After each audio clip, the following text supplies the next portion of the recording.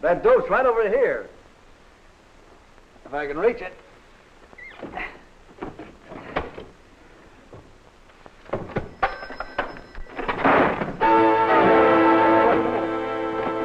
Sometime next week. Maybe. And I'm too busy to argue about it.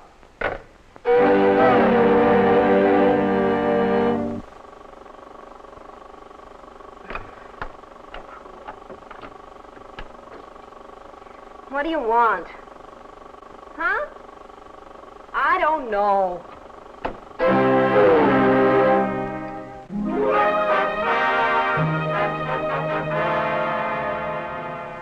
The telephone is meant to work for us. Good telephone manners aren't difficult, they're easy and natural. Let's run through a few fundamentals. First off, when you're making a call, be sure you have the right number. Now, if you're not sure, look it up in your directory. Now, when you're going to dial a number, wait for the dial tone. You're all familiar with it. It's the hum you hear in the receiver, like this. This tone is the same as the operator saying, "Number, please."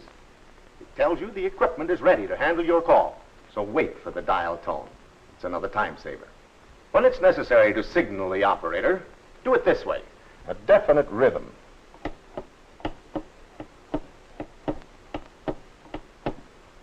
If you pump up and down impatiently like this,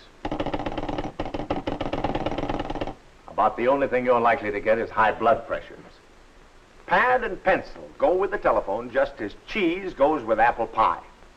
If you have these handy, you won't have to hunt all over the place for something to write on when you're in the middle of a call. And by the way, it's a good habit to take notes on telephone conversations because they'll serve as reminders for you. Now we're ready for an incoming call. Answer your telephone promptly.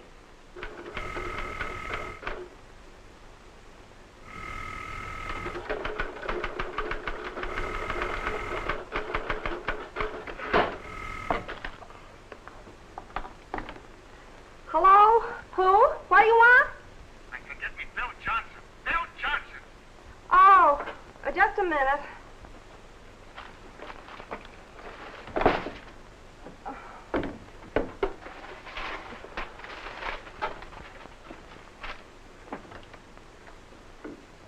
I didn't get the name. Who'd you want?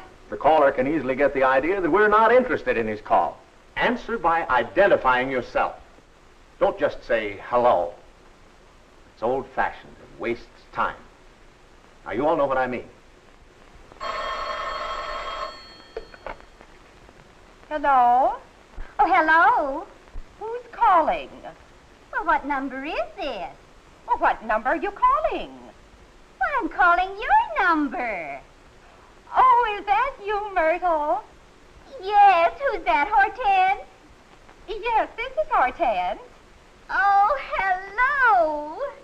Hello. Now, the right way to answer your telephone is... Credit Department, Mr. Stevens. Mr. Andrews' office, Miss Carter speaking. Be obliging and polite. Then, when you're sure he's finished, bring the conversation to a definite, courteous close, like this. Yes, that's fine. Thanks for calling, Mr. Frisbee. Goodbye.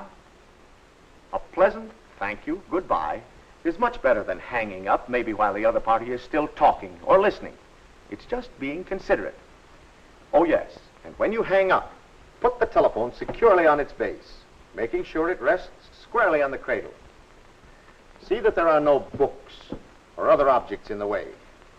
It may sound queer, me telling you how to talk over the telephone, but it's surprising how many of us make careless mistakes. Here's what I mean. Speak clearly in a conversational tone, like this, directly into the mouthpiece. Some garbled their conversation so much that even I couldn't understand them, let alone the customer at the other end of the line. Go ahead with it. Now, if we don't have these two things by this afternoon. Now, if your voice personality is dull and lifeless, like this, hello, in his imagination, you'll probably look like this. Or that you work for a business that's something close to this. One of the best ways to make a good impression on a caller is to speak with a smile in your voice. An interested voice, combined with proper telephone usage, is like offering a warm handshake over the phone. And with it, you'll appear like this to your callers. Our business, more like this. Just by a sparkle in your voice. Something like this. Accounting Department, Mr. Stevens.